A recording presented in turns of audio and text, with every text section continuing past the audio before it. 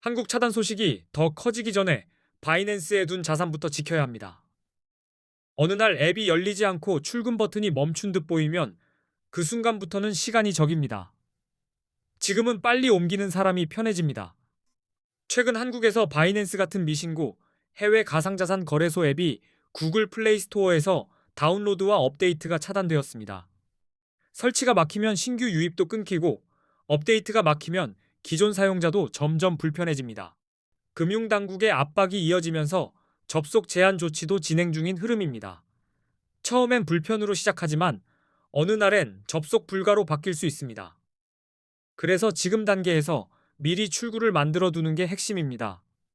지금처럼 앱이 겨우 열릴 때는 괜찮아 보여도 업데이트가 끊기면 인증이나 출금 화면이 꼬일 수 있습니다.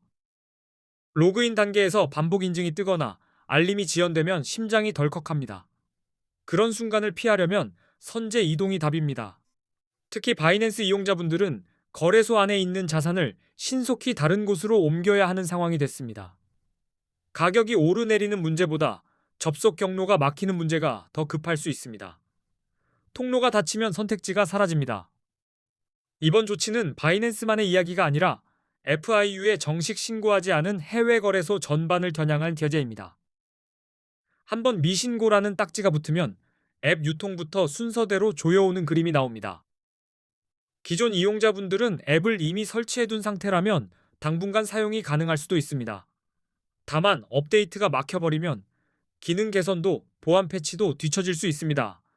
되긴 되는데 불안한 시간이 길어질 수 있습니다. 신규 이용자분들은 더 직접적으로 막힙니다. 플레이스토어에서 앱 설치가 어려운 상황이고 다음 단계로는 웹사이트 접속까지 제한될 수 있다는 전망도 함께 나옵니다. 시작부터 문턱이 높아진 셈입니다. 그래서 어떤 분들은 앱을 삭제한 뒤 VPN 같은 우회 방법을 통해 접속을 시도하기도 합니다. 하지만 이런 우회는 보안 문제와 법적 문제를 동시에 안고 갈 수 있습니다. 편법에 기대면 마음이 더 불안해집니다. 차단의 첫 번째 원인은 FIU 미신고입니다. 바이낸스는 국내 금융당국의 가상자산 사업자, 즉 VASP로 정식 신고된 상태가 아닙니다. 신고 여부가 합법 통로의 문을 가르는 기준이 됩니다. 두 번째 원인은 구글 정책입니다. 구글이 한국 금융당국의 요청에 따라 미신고 해외 거래소 앱을 플레이스토어에서 퇴출시키는 결정을 내렸다는 점이 큽니다. 앱이 사라지면 업데이트와 설치가 한꺼번에 끊깁니다. 여기에 세금 이슈까지 겹칩니다. 국내 거래소에는 앞으로 과세가 붙을 가능성이 거론되는데 해외 거래소는 과세가 상대적으로 어렵습니다.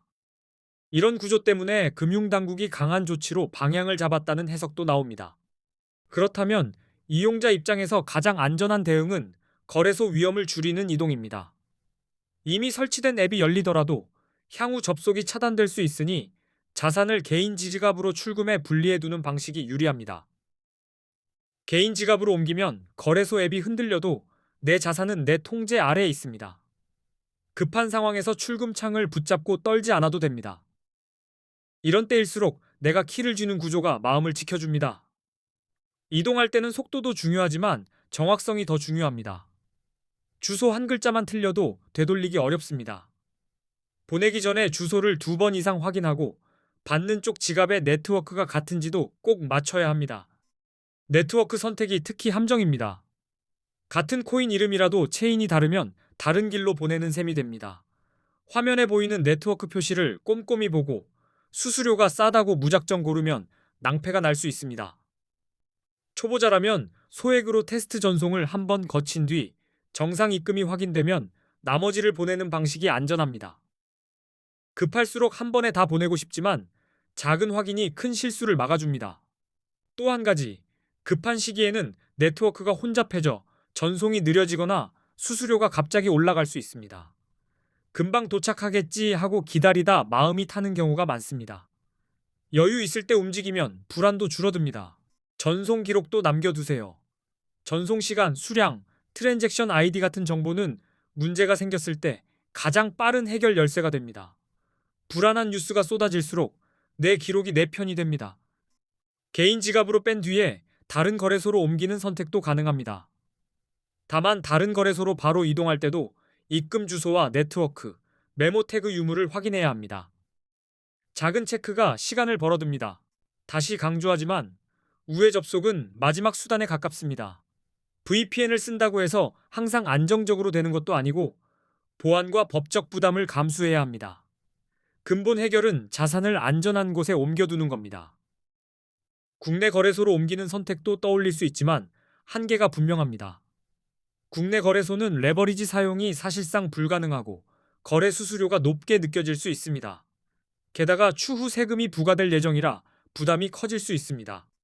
그래서 선물 거래 목적이라면 국내 거래소를 적극 추천하기 어렵습니다. 지금 필요한 건 원화 입금이 가능하고 한글 지원이 되며 수수료가 합리적인 곳으로 빠르게 이동하는 것입니다. 사용 편의가 생존 포인트가 됩니다. 실제로 이번 사태 이후 한국인들이 많이 가입하고 이동하는 거래소 5곳을 비교 분석해 두었습니다. 5곳 모두 원화 입금이 가능하고 한글 지원도 됩니다. 초보자분들이 막히지 않게 길이 열려 있는 곳만 골랐습니다. 수수료도 중요한 기준입니다. 같은 매매를 해도 수수료 차이가 쌓이면 결과가 바뀝니다. 그래서 수수료가 저렴한 편인 곳을 중심으로 정리했고 이벤트나 혜택이 있는 곳도 함께 담아두었습니다. 그 중에는 가입 시 $100를 지급하는 이벤트를 진행하는 곳도 포함되어 있습니다. 이벤트 조건은 바뀔 수 있으니 제가 고정 댓글에 최신 기준으로 정리해둔 정보를 확인하시면 흐름을 놓치지 않습니다. 고정 댓글에는 5곳을 왜 골랐는지, 원화 입금 흐름과 한국어 지원 수준, 수수료 차이, 이벤트 조건까지 한눈에 보이게 정리해 두었습니다. 이 영상만 보고 끝내지 마시고 필요한 정보는 바로 꺼내 쓰시길 바랍니다. 이제부터는 코인 선물 거래의 기본적인 단타법을 설명드리겠습니다. 복잡한 기교보다 방향과 타이밍의 뼈대를 먼저 잡아야 합니다. 롱을 잡을 때와 숏을 잡을 때를 구분하는 기준이 생기면 손이 덜 흔들립니다. 비트코인 같은 암호화폐는 변동성이 크기 때문에 진입 타이밍이 특히 중요합니다. 한 번에 성급한 진입이 하루 수익을 지워버릴 수 있습니다. 그래서 지금 들어가도 되는 자리인가를 확인하는 습관부터 만듭니다. 먼저 롱 포지션과 숏 포지션을 정리합니다. 롱 포지션은 가격이 오를 것이라 예상해 매수하는 방식으로 상승에 베팅하는 선택입니다. 반대로 숏 포지션은 가격 하락을 예상해 진입하는 방식입니다.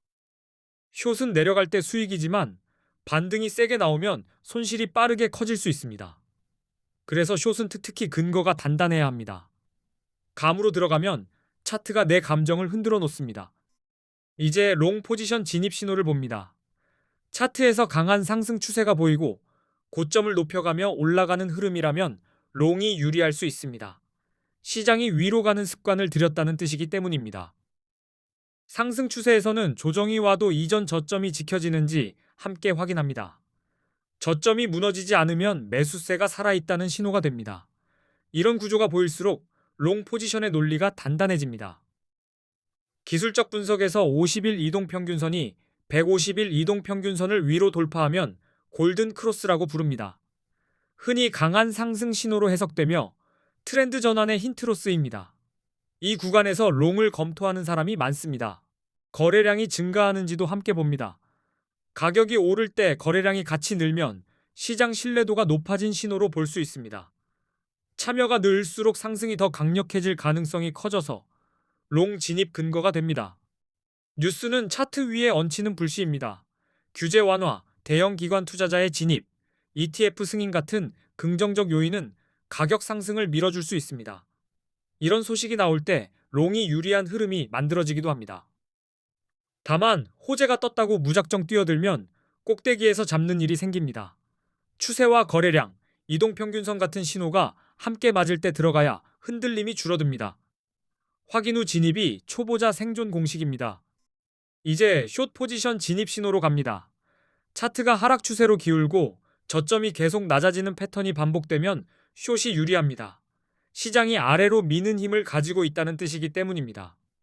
기술적 분석에서는 50일 이동평균선이 150일 이동평균선 아래로 내려가면 데드 크로스라고 합니다. 흔히 하락 신호로 해석하며 숏 포지션을 검토하는 대표적인 근거로 사용됩니다. 거래량의 흐름도 숏 판단에 도움을 줍니다. 가격이 오르는데 거래량이 줄어들면 상승세가 약해지고 있다는 신호일 수 있습니다. 이런 구간은 상승이 꺾이며 하락으로 전환될 가능성을 시사하기도 합니다. 부정적인 뉴스는 하락을 빠르게 만들 수 있습니다. 규제 강화, 해킹 사고, 주요 국가의 단속 강화 같은 재료는 투자 심리를 얼려버립니다. 이런 소식이 겹칠 때는 숏이 유리한 장이 열리기도 합니다. 이제 보조 지표 활용입니다. 비트코인 시장에서는 기술적 분석이 중요하고 대표 지표로 RSI, MACD, 볼린저 밴드가 자주 쓰입니다. 지표는 시장 체력을 숫자로 보여주는 도구입니다. RSI는 과매수 과매도를 판단하는 데 유용합니다. RSI 70 이상이면 과매수로 해석돼 숏을 고려할 수 있고 30 이하이면 과매도로 해석돼 롱이 유리할 수 있습니다. 과열과 공포의 온도를 읽는 셈입니다. 하지만 RSI 하나만 보고 결론을 내리면 오판이 나옵니다. 추세가 강할 때는 70을 넘고도 더 오를 수 있고 30 아래에서도 더 내려갈 수 있습니다. 그래서 추세와 거래량, 뉴스와 같이 묶어 판단해야 합니다. MACD는 추세의 힘과 전환을 더 입체적으로 보게 해줍니다. 흐름이 살아있는지, 힘이 빠지는지 감을 잡기 좋습니다. 볼린저 밴드는 변동성의 폭을 보여줘서 가격이 과하게 벌어졌는지도 살펴볼 수 있습니다. 결국 핵심은 조합입니다. 상승 추세, 골든 크로스, 거래량 증가, 긍정 뉴스, 보조 지표가 같은 방향을 가리키면 롱의 확률이 올라갑니다. 반대로 하락 추세, 데드 크로스, 약한 거래량, 부정 뉴스가 겹치면 숏 근거가 단단해집니다. 단타를 할수록 정해진 체크 순서가 필요합니다. 먼저 큰 흐름이 상승인지 하락인지 보고 이동평균선과 거래량을 확인한 뒤 마지막에 뉴스와 지표로 확신을 보태는 방식입니다. 순서가 있으면 감정이 끼어들 틈이 줄어듭니다. 그리고 레버리지는 속도를 올리는 엔진이지만 방향이 틀리면 흔들림도 같이 커집니다. 초보자일수록 욕심을 줄이고 작은 규모로 경험을 쌓아야 오래 살아남습니다. 한 번에 크게보다 꾸준히가 이깁니다. 단타에서 제일 무서운 건 방향이 아니라 조급함입니다. 한 번 놓쳤다고 바로 다시 들어가면 시장이 아니라 내 손이 나를 흔듭니다. 쉬어갈 타이밍을 정해두면 다음 기회에서 더 깔끔하게 잡을 수 있습니다. 정리하겠습니다.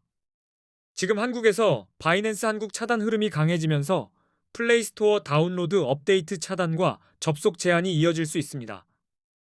기존 이용자도 안심할 수 없고 신규 이용자는 시작부터 막힐 수 있습니다. 그래서 자산을 개인 지갑으로 출금해 안전하게 분리하고 필요하다면 원화 입금과 한글 지원이 되는 다른 거래소로 이동하는 준비가 필요합니다. VPN 우회는 위험 부담이 크니 기대지 않는 편이 낫습니다. 또한 국내 거래소는 레버리지 불가, 상대적으로 높은 수수료, 추후 과세 가능성까지 고려해야 하므로 선물 목적의 대안으로는 매력이 떨어질 수 있습니다. 지금은 편하게 거래할 수 있는 환경이 더 중요합니다. 제가 정리한 한국인 이동거래소 5곳 비교, 원화 입금 가능 여부, 한글 지원, 수수료, $100 이벤트 정보는 고정 댓글에 모아두었습니다. 필요한 분들은 고정 댓글부터 확인하시면 바로 길이 보일 겁니다. 오늘 설명드린 롱숏 진입 신호와 RSI, MACD, 볼린저 밴드 활용까지 익혀두면 단타에서도 판단이 훨씬 깔끔해집니다. 앞으로도 초보자분들이 따라할 수 있는 실전 내용으로 계속 찾아뵙겠습니다. 시청해주셔서 감사합니다.